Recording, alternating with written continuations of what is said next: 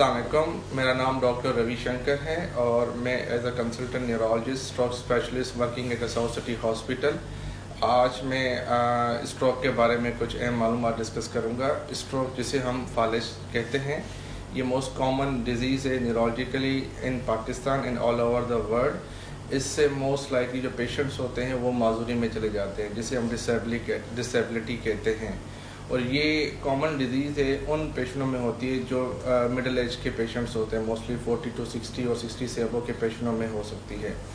Stroke की दो वजूहत होती है, एक होता है इस्केमिक स्ट्रोक और दूसरा होता है हेमरेजिक स्ट्रोक। इसमें बेसिकली जो इस्केमिक स्ट्रोक है उसमें ब्रेन में ब्लड सप्लाई की कमी हो जाती है। उसकी मुख्तलिफ वजूहत होती हैं, जिसे हमारे माशरे में मोस्ट कॉमन कॉज उसका हाइपरटेंशन है और डायबिटीज़ है, स्मोकिंग है और लाइफ स्टाइल है। ओबेसिटी भी एक वन फैक्टर है। इसके अलावा जो नॉन स्मोक टोबैको हैं, पान, गुटखा, छालिया, ये भी इसकी एक वजह है जिससे इस्केमिक स्ट्रोक हो सकता है।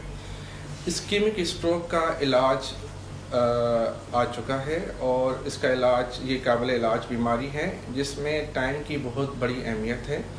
सबसे पहले तो हमारे माशरे को स्ट्रोक के बारे में ये जानना ज़रूरी है कि स्ट्रोक से क्या अलामात आती हैं, जिससे कि कोई भी ऐसा पेशेंट जिसको अचानक एक साइड का चेहरा वीक हो जाए या एक तरह के चेहरे की डेविएशन हो जाए या एक साइड ऑफ बॉडी का आर्म लेग वीक हो जाए या चलने में मुश्किलात आ जाए, जिसे हम फास्ट कहते हैं। एफ से फेशियल वीकनेस, ए से arm and leg weakness, S से स्पीच बोलने में कोई दिक्कत आए या बोलना आपका चेंज हो जाए, और टी इज़ अ टाइम की इसकी में बहुत बड़ी अहमियत है। ऐसे पेशेंट जिनको ये अलामात होती हैं वो जल्द से जल्द हॉस्पिटल पहुँचें, क्योंकि इसका इलाज टाइम पे डिपेंड करता है। अगर 3 घंटे या 4.5 घंटे के अंदर आप पहुंच जाते हैं तो इसमें एक दवाई होती है जिसको हम टीपीए कहते हैं, वो क्लॉट बस्टर तौर पे काम करती है, जिससे हम जल्द से उस क्लॉट को डिज़ोल्व करके और जिस डिसेबिलिटी जिस वीकनेस के साथ पेशेंट प्रेजेंट करते हैं वो उनकी ठीक हो सकती है। तो ये बीमारी काबिल इलाज है और आजकल रिसेंट एडवांसेस और स्टडीज़ में इनकी ट्रीटमेंट में और ज़्यादा ऑप्शन आ रहे हैं।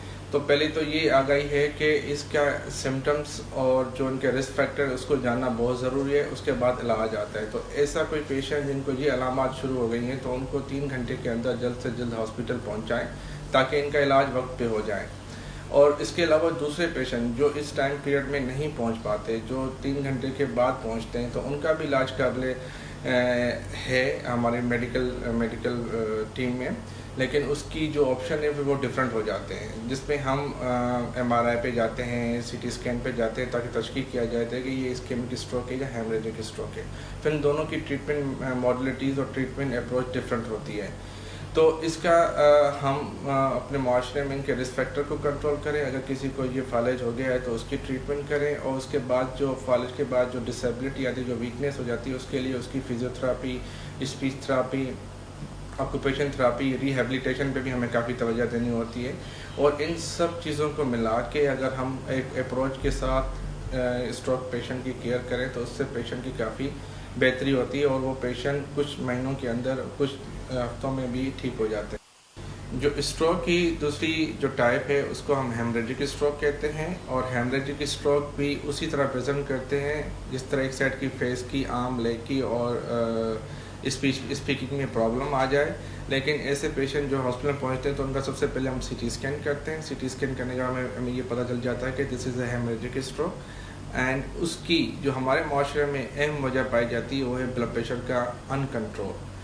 बहुत सारे पेशेंट ऐसे होते हैं जो ब्लड प्रेशर में मुबतला हैं, लेकिन वो अपनी वक्त के साथ, टाइम के साथ दवाइयाँ लेते हैं तो उनका ब्लड प्रेशर कंट्रोल रहता है। ऐसे पेशेंट जो ब्लड प्रेशर के हैं लेकिन वो दवाइयाँ और जिस पे कंप्लाइंट नहीं है, तो ऐसे पेशेंटों में हेमरेजिक स्ट्रोक की चांसेस बहुत ज़्यादा बढ़ जाते हैं। और ये अमूमन उन पेशेंट में होता है जो यंग होते हैं, जैसे 30 ईयर्स 40 ईयर्स में मोस्ट कॉमनली हमें वजह पाई जाती है जिसमें हेमरेजिक स्ट्रोक होते हैं। तो हेमरेजिक स्ट्रोक की मोस्ट कॉमन जो प्रॉब्लम है हमारे माशरे में वो हाइपरटेंशन का अनकंट्रोल है, उसके साथ स्मोकिंग भी है और अदर रिस्क फैक्टर भी हैं, और इसमें कुछ जेनेटिकल प्रॉब्लम होते हैं जिससे भी वेसल पे सोजिश आ जाती है या वेसल्स के आपस में एबनॉर्मल जुड़ जाना या फूल जाना, इस तरह की चीज़ें होती हैं जिससे हेमरेजिक स्ट्रोक मोस्ट कॉमन होते हैं। तो हेमरेजिक स्ट्रोक में जो पेशेंट होते हैं तो उनकी काफ़ी इंटेंसिव केयर की मॉनिटरिंग की ज़रूरत होती है, जो कुछ इनिशियल 3 से 4 दिन, कभी कभी 1 हफ्ते तक उसकी मॉनिटरिंग होती है। तो ये भी पेशेंट بہتر ہو سکتے ہیں اگر وقت پہ ان کا علاج کیا جائے اور وقت پہ ان کے رسک فیکٹر کو کنٹرول کیا جائے اور اس کی کچھ میڈیکیشنس ہوتی ہیں جس کو ہم وقت کے ساتھ سٹارٹ کر دیں تو یہ آپریشن کچھ ہفتوں میں کچھ مہینوں میں آگے جا کے کافی بہتر ہو جاتے ہیں. اور اسی میں بھی اس اسٹروک میں بھی ریہیبلیٹیشن کا بہت زیادہ امپورٹنٹ رول ہے جس میں physiotherapy, speech therapy, occupation therapy. تو یہ بہت امپورٹنٹ ہے کہ physiotherapy, medical treatment and risk factor control, تاکہ ان سب چیزوں کو ہم ٹارگیٹ کریں تو ہمارے کافی سارے پیشنٹ جو اسٹروک کے ساتھ پریزنٹ کرتے ہیں وہ ٹھیک ہو سکتے ہیں.